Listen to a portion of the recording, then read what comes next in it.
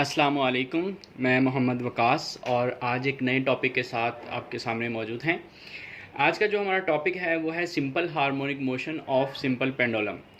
Pendulum जो कि एक आयरन बॉब एक डोरी के साथ जब किसी रिजिड ऑब्जेक्ट के साथ उसको अटैच कर दिया जाता है तो इस सिस्टम को इस अरेंजमेंट को हम कहते हैं ये एक सिंपल पेंडुलम है। जैसे कि आप फिगर ए में देख रहे हैं कि ये आपके पास एक आयरन बॉब है और इसके ऊपर ये एक स्ट्रिंग है, एक डोरी है जिसको हमने इसके साथ अटैच किया है। इस डोरी की जो टोटल लेंथ है उसको हमने एल से रिप्रेजेंट किया है और ये जो बॉब है इसका कुछ ना कुछ मैस है और उस मैस की वजह से जो वेट है इसका वो वेट डाउनवर्ड एक्ट करता है।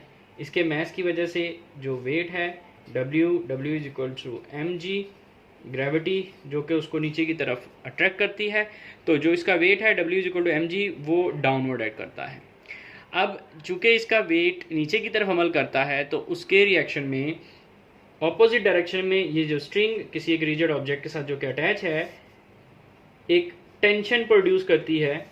ये वेट यानी इसका जो मैस है उसकी वजह से वेट इस डोरी में टेंशन प्रोड्यूस करता है और वो टेंशन इस वेट के ऑपोजिट डायरेक्शन में होती है। अब जितना इसका वेट है उतनी ही tension, action and reaction are same in magnitude but opposite in direction. तो दोनों मैग्नीट्यूड में सेम है लेकिन दोनों की डायरेक्शन एक दूसरे के ऑपोजिट है। ये है जी एक सिंपल पेंडुलम का सिंपल जो है वो कंस्ट्रक्शन है। अब जब हम इसके ऊपर एक एक्सटर्नल फोर्स अप्लाई करें इस पेंडुलम को अपनी मीन पोजीशन, सपोज इसको भी हम ओ पॉइंट का नाम दे दें, तो जब एक मीन पोजीशन ओ पॉइंट से जब इसको डिस्प्लेस किया जाए, जब वो अपनी जगह से डिस्प्लेस होकर एक नई पोजीशन पर चला जाए तो इस दौरान ये अपनी जो मीन पोजीशन की जो स्ट्रिंग है उसके साथ एक एंगल बनाएगा थीटा। यानी ये जो स्ट्रिंग है ये उसके अपनी मेन पोजीशन एंगल बनाता है वो थीटा बनाता है। अब अगर हम यहाँ पर देखें तो यहाँ पे भी वेट जो कि इसका नीचे की तरफ अमल करेगा mg और दूसरा इसका जो टेंशन है वो डोरी जो कि उसको ऊपर की तरफ बॉब को जो है अपोजिट डायरेक्शन में यानी इस डायरेक्शन में towards the other end of the string ये टेंशन इसके ऊपर अप्लाई होगा। जैसे कि आप जानते हैं कि वेट जो कि नीचे की तरफ अमल कर रहा है इसके ऑपोजिट डायरेक्शन में कोई रिएक्शन होगा। इसी तरह से जो टेंशन है उसके ऑपोजिट भी एक जाहिर बात है कि टेंशन तो रिएक्शन है तो इसके ऑपोजिट भी एक एक्शन होगा।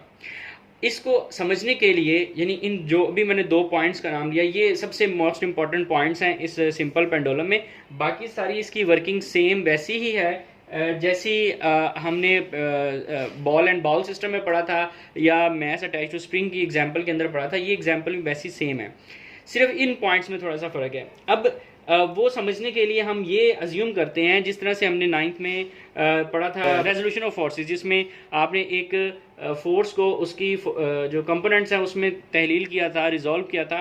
तो सेम यहाँ पे भी अगर हम देखें तो ये जो टेंशन है ये असल में फोर्स ही है। अगर हम इसके दो कंपोनेंट्स देखें, ये इसका एक्स कंपोनेंट होगा एक्स एक्सिस में और ये इसका वाई कंपोनेंट होगा वाई एक्सिस में, ठीक है। ये इस टेंशन का वाई कंपोनेंट है, ये इस टेंशन का एक्स कंपोनेंट। तो यहाँ पे आप देख रहे हैं आपको सिमिलैरिटी नजर आ रही होगी 9th क्लास में कि ये आपके पास एक रिजल्टेंट फोर्स है, ये इसका वाई फैक्टर है और ये इसका एक्स फैक्टर है, ठीक हो गया। अब जो ये इसके साथ एंगल बन रहा है वो बेसिकली फोर्स का वो कंपोनेंट है जिसको हम कहते हैं यानी एफ साइन थीटा, और ये वाई कंपोनेंट है तो ये आ जाएगा एफ कॉस थीटा।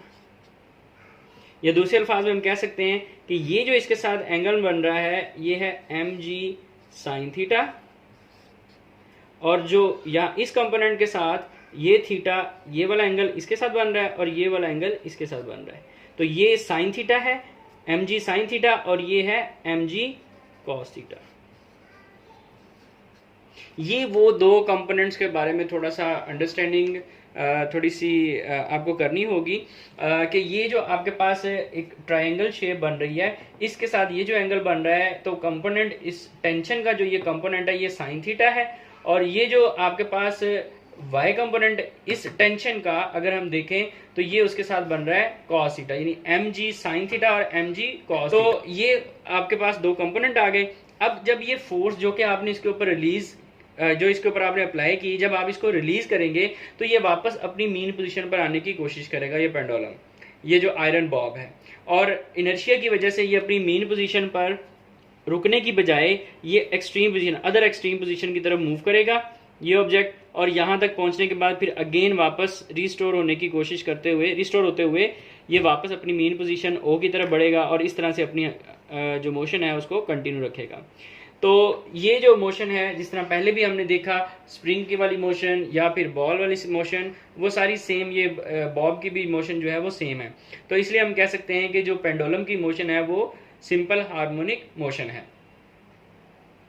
अब इसका अगर हम देखना चाहें कि टाइम पीरियड कि इस पेंडुलम का टाइम पीरियड का फॉर्मूला क्या होगा, तो इसके लिए हमारे पास जो इसके अंदर फैक्टर्स आ रहे हैं वो है t is equal to 2 square root L/G।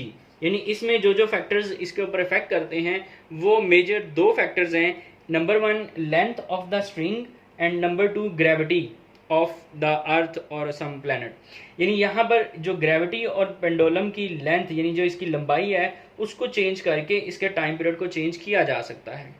अगर लेंथ को इंक्रीज करेंगे तो जैसा कि आप जानते हैं जितना ही ज़्यादा उसको ऑसिलेट करना पड़ेगा उतना ही उसको टाइम ज़्यादा लगेगा। दैट मीन कि लेंथ अगर आप बढ़ा देंगे तो टाइम पीरियड भी उसका इंक्रीज हो जाएगा। अदर एंड ग्रेविटी अगर बढ़ेगी तो टाइम पीरियड कम हो जाएगा, क्योंकि जैसे ही वो मूव करता हुआ ऊपर की तरफ जाएगा ग्रेविटी उसको इफेक्ट करते हुए नीचे की तरफ लाएगी और उसके रिजल्ट में वो ज़्यादा डिस्प्लेसमेंट कवर नहीं कर पाएगा। तो जब वो ज़्यादा डिस्प्लेसमेंट कवर नहीं कर पाएगा तो उसके रिजल्ट में क्या होगा कि वो जल्दी अपना एक साइकिल कंप्लीट कर ले, क्योंकि टाइम पीरियड का फॉर्मूला हमने जो इसकी डेफिनेशन है वो यही पढ़ी थी कि the time taken by a vibrating body to complete its one cycle. यानी एक साइकिल कंप्लीट करने के लिए जितना टाइम पीरियड लगेगा वो जितना टाइम लगेगा वो उसका टाइम पीरियड है। तो यहाँ पे जो टाइम पीरियड कैलकुलेट करने का ये फॉर्मूला है, तो इसमें दो फैक्टर्स हैं, लेंथ एंड द ग्रेविटी। अब आप यहाँ पे देख रहे होंगे कि इस फॉर्मूला में इस बॉब यानी ये जो ऑब्जेक्ट है इसका मैस का कोई अमल दखल नहीं है, और यही यहाँ पर की पॉइंट इसका ये है कि पेंडुलम के अंदर मैस टाइम पीरियड के ऊपर कोई इफेक्ट नहीं रखता। जैसे हमने मैस अटैच टू स्प्रिंग के अंदर ये पढ़ा था, उसमें ये था कि जो उसका मैस है t is equal to 2 square root m/k उसमें पढ़ा था। तो मैस और स्प्रिंग कांस्टेंट उसके ऊपर इफेक्ट करता था उसके टाइम पीरियड पर, लेकिन यहाँ पर अगर इस बॉब का मैस 2 गुना 3 गुना 4 गुना जितना मर्जी बढ़ा दिया जाए उसके टाइम पीरियड पर कोई फर्क नहीं पड़ेगा। लेकिन अगर आप उसकी लेंथ या ग्रेविटी की वैल्यू चेंज इस तरह से हो सकती है, अगर आप ये एक्सपेरिमेंट चांद पर जाके करते हैं या किसी और प्लैनेट पर करते हैं या स्पेस में करते हैं तो ग्रेविटी की वैल्यू चेंज होगी, तो वहाँ पर टाइम पीरियड भी चेंज होगा। जबकि लेंथ को हम इंक्रीज और डिक्रीज कर सकते हैं, अगर हमें टाइम पीरियड ज़्यादा चाहिए तो लेंथ इंक्रीज कर सकते हैं, अगर हमें टाइम पीरियड कम चाहिए लेंथ को डिक्रीज किया जा सकता है। तो ये था simple harmonic motion of pendulum, और इंशाल्लाह ताला नेक्स्ट टॉपिक जो होगा वो हमारे features of simple harmonic motion होगा कि सिंपल हार्मोनिक मोशन के क्या फीचर्स हैं। जो हमने 3 एग्जांपल्स अभी तक पढ़ ली हैं उसकी एप्लीकेशन, जैसे mass attach to spring, second one ball and bowl system and third is the pendulum. तो इन तीनों सिस्टम्स के अंदर, तीनों एप्लीकेशंस के अंदर जो हमें सिंपल हार्मोनिक मोशन का फाइनल समरी जो उसके फीचर्स हमें पता चले हैं इंशाल्लाह वो डिस्कस करेंगे। तब तक के लिए अल्लाह हाफिज़।